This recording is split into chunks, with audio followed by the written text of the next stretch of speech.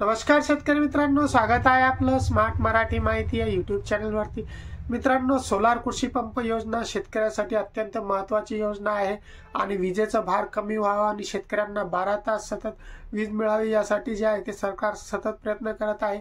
आणि त्यासाठीच आता राज्याचं जे अर्थसंकल्प अधिवेशन झालं त्यामध्ये 8.5 लाख पंप हे शेतकऱ्यांना नव्याने आता मिळणार आहे आणि याच योजनेचं रूपांतर आता मागेल त्याला सोलार या योजनेमध्ये करण्यात येणार आहे। तर अनेक शेतकरी अजूनही याचा अर्ज भरलेले नाही किंवा अर्ज भरण्यापासून वंचित आहे। तर आता तुम्ही देखील घर बसल्या याचा फक्त 15 रुपयामध्ये तुमच्या मोबाईलवरून देखील याचा अर्ज हा भरू शकता। तर अर्ज हा कसा भरायचा आणि त्याचे 15 रुपये कुठे भरायचे आणि कसे भरायचे याची संपूर्ण माहिती मी आजच्या व्हिडिओमध्ये तुम्हाला देणार आहे। अर्ज भरून दाखवणार, तुम्हाला 15 रुपयाचा पेमेंट देखील करून दाखवणार आणि जे 8.5 लाख पंप प्रत्येक शेतकऱ्याला मागेल त्याला सोलार ही योजना, याचा नक्कीच तुम्ही देखील लाभ घ्या। तत्पूर्वी चॅनलवरती जर नवीन असाल तर चॅनलला सबस्क्राईब नक्कीच करा आणि व्हिडिओला लाईक करायला विसरू नका, लाईक करून घ्या। चला तर मग बघूया की अर्ज कसा करायचा, 15 रुपयाची पेमेंट कशी करायची। व्हिडिओ संपूर्ण बघा जेणेकरून तुम्हाला कोणत्याही प्रकारचे अर्ज करण्यामध्ये अडचण येणार नाही। चला मग फॉर्म भरूया।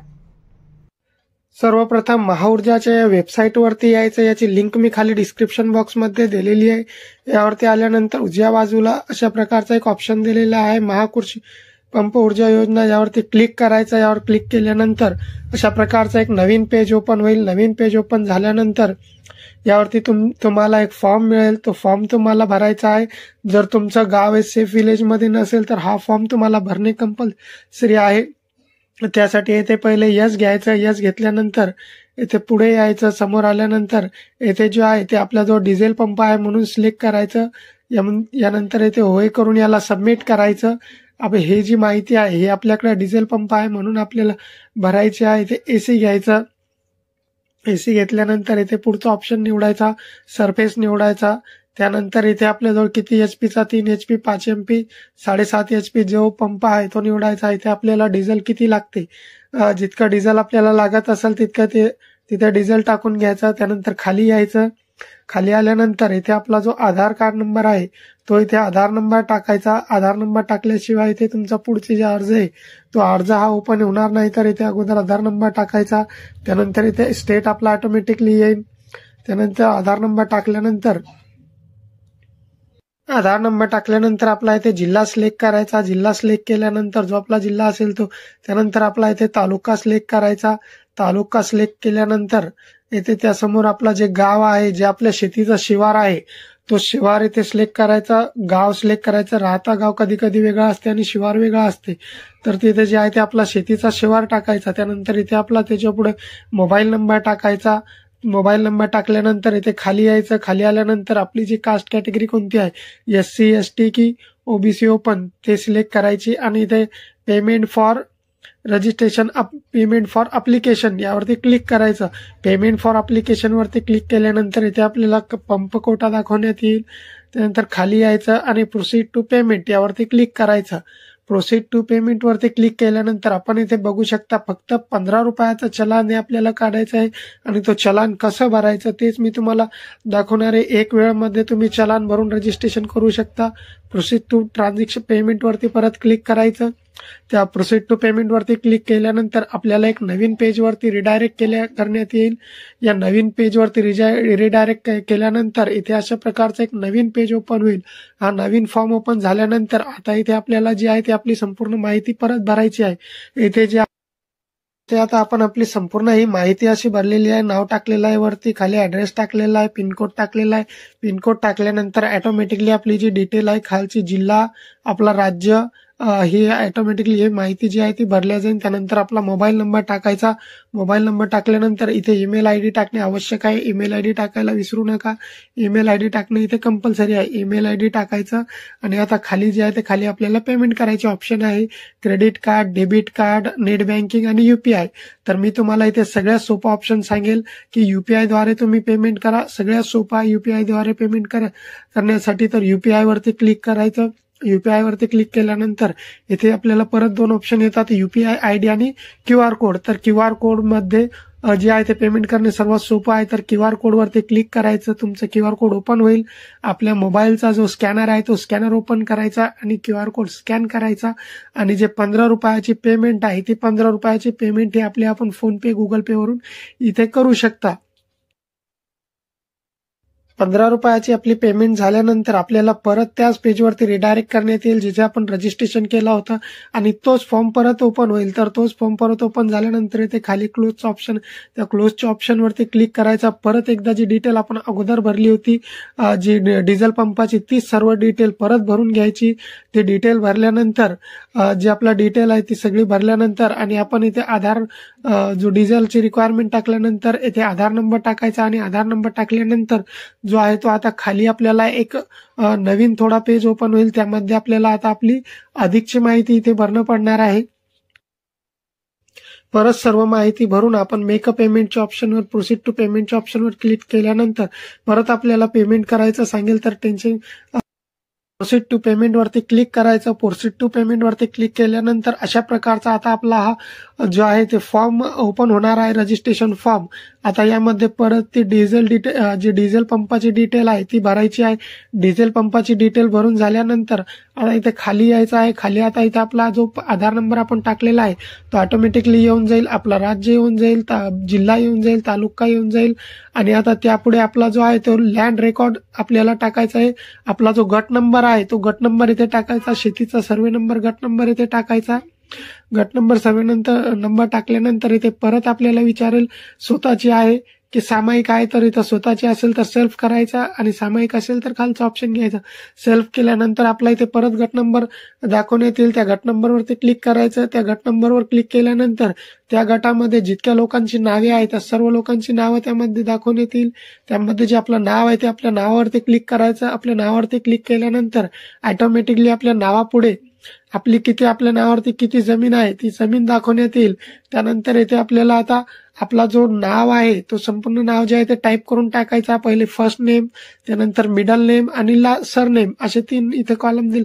त्या तिन्हीमध्ये जे आहे ते आपल्याला आपला जो नाव आहे तो नाव इथे टाकून घ्यायचा आहे. त्यानंतर नाव टाकल्यानंतर आपला इथे जेंडर सिलेक्ट करायचा. जेंडर सिलेक्ट केल्यानंतर त्यासमोर आपण जो रजिस्ट्रेशन करताना मोबाईल नंबर टाकलेला आहे तो मोबाईल नंबर आलेला आहे. आपण फॉर्म कोणत्या कॅटेगरीतून भरलेला आहे तो कॅटेगरी आलेली आहे आणि इथे खाली यायचं आणि सबमिट ऍप्लिकेशन वरती क्लिक करायचं. सबमिट ऍप्लिकेशन वरती क्लिक केल्यानंतर तुमच्या मोबाईलवरती जो तुम्ही मोबाईल नंबर टाकलेला आहे, are you sure do you want to submit the form, ते सबमिट वरती क्लिक करायचं. सबमिट वरती क्लिक केल्यानंतर तुम्ही जो मोबाईल नंबर इथे टाकलेला आहे त्या मोबाईल नंबरवरती एक OTP येईल तुमचा 6 अंकी. तो 6 अंकी OTP जे आहे ते व्हेरीफाय OTP करायचा. इथे त्यामध्ये 6 अंकी OTP टाकायचा आणि व्हेरीफाय करायचा. OTP व्हेरीफाय केल्यानंतर लगेच तुमच्या मोबाईलवरती तुम्हाला एक MKID आणि पासवर्ड येईल. MKID आणि पासवर्ड आल्यानंतर तुमच्या मोबाईलवरती आल्यानंतर लगेच इथे तुम्ही OTP व्हेरीफाय केल्यानंतर तुम्हाला लॉग इनच्या पेजवरती रिडायरेक्ट केल्या जाईल आणि तुमच्या मोबाईलवर जो लॉग इन ID आणि MKID आणि पासवर्ड येईल तोच MKID आणि पासवर्ड जो बेनिफिशरी लॉग इनचा आपल्याला पेजवरती रिडायरेक्ट करण्यात आलेला आहे यामध्ये टाकायचा आहे आणि लॉग इन करायचं आहे. लॉग इन केल्यानंतर अशा प्रकारचा पेज ओपन होईल. लॉग इन पेज ओपन झाल्यानंतर इथे आपली संपूर्ण माहिती दाखवण्यात येईल. आपला ऍप्लिकेशन नंबर, नाव, आपला मोबाईल नंबर आणि आज आपला फॉर्म हा इनकम्प्लीट आहे अशा प्रकारचा दाखवण्यात येईल. तर आता आपल्याला फॉर्म कम्प्लीट करायचा. तर खाली पिवळ्या पट्टीमध्ये कम्प्लीट फॉर्म लिहिलेला आहे त्यावरती क्लिक करायचं. त्यावरती क्लिक केल्यानंतर आपला फॉर्म ओपन होईल. त्या फॉर्मवरती आपण जी माहिती भरलेली आहे ती माहिती दाखवण्यात येईल. अगोदर वरच्या 2 स्टेपमध्ये आपला आधार नंबर खाली यायचा. खाली आल्यानंतर आपला जो ऍप्लिकेशन रेसिडेन्स डिटेल म्हणजे जो ज्याच्या नावाने आपण अर्ज करत आहात त्याची जी राहती माहिती आहे, जे ऍड्रेस आहे, ऍड्रेस डिटेल आहे, ती ऍड्रेस डिटेल टाकायची आहे.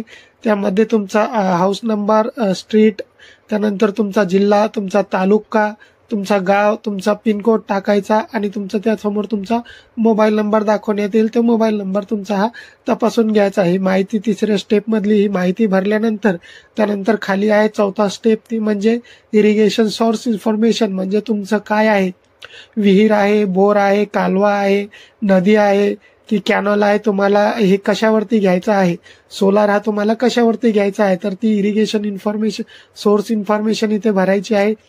तुमची जर विहीर असेल, बोर असेल, नदी असेल किंवा कॅनल असेल, जे असेल ते घ्यायचं. विहीर जर असेल तर त्याची तुम्हाला खोली इथे टाकायची. बोरवेल जर असेल तर बोरची खोलीची 197 मीटर 97 फूट एवढी जी खोली आहे तुम्ही टाकू शकता. त्यापेक्षा जास्त हे सरकारच्या याच्यामध्ये नियमामध्ये बसत नाही. तर टाकताना जे आहे ते 197च्या आतमध्येच टाकायची आहे बोरची खोली आणि विहिरीची 80 ते 70 फुटाच्या आत टाकायची आहे. त्यानंतर खाली यायचं. खाली आल्यानंतर इथे क्रॉप डिटेल टाकायची. इथे खरीप हंगामामध्ये तुम्ही किती पिकं घेता आणि रब्बी हंगामामध्ये किती पीक घेता अशा प्रकारची जी डिटेल आहे ती खरीप डिटेल, क्रॉप डिटेल इथे टाकायची. 2-2 इथे टाकून दिलं तरी चालेल. त्यानंतर इथे तुम्हाला रिक्वायर पंप डिटेल, तुम्हाला किती HP चा पंप हवा आहे, तुमचा जेवढा सातबारा असेल त्यानुसार तुम्हाला इथे रिक्वायरमेंट देण्यात येईल. तुमचा सातबारा जर 1 हेक्टरपेक्षा कमी असेल तर तुम्हाला इथं 3 HP पर्यंतचा जे आहे ते सोलार पंप मिळणार आहे. तुमचा सातबारा जर 1 हेक्टरपेक्षा जास्त असेल तर तुम्हाला 5 HP चा देखील इथे तुम्हाला 5 HP पर्यंत जे आहे ते सोलार पंप मिळू शकतो. आणि तुमचा सातबारा जर 2 हेक्टर पर्यंत असेल किंवा 2 हेक्टरपेक्षा जास्त असेल तर तुम्हाला जे आहे ते 7.5 HP चा देखील पंप हा मिळणार. त्यामुळे इथे माझा जो सातबारा आहे तो 1 हेक्टरपेक्षा जास्त आहे.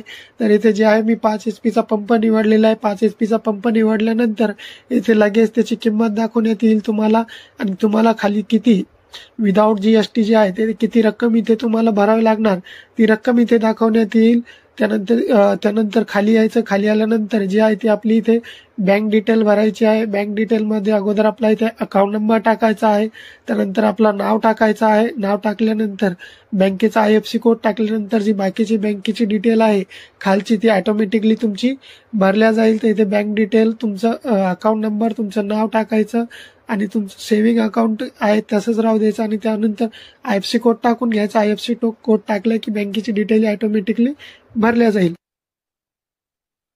तर इथे खाली यायचं. खाली आल्यानंतर आता इथे तुम्हाला डॉक्युमेंट अपलोड करायची. सर्वात पहिले तुम्हाला जे आहे तुमचं शेतीचा सातबारा जिथे तुम्ही सेव्ह करून ठेवला असेल ते सातबारा तुम्हाला इथे अपलोड करायचा आहे. सातबारा तुम्ही PDF स्वरूपामध्ये अपलोड करायचं आहे. त्यानंतर तुमचं जे आधार कार्ड आहे ते आधार कार्ड तुम्हाला इथे अपलोड करायचं आहे.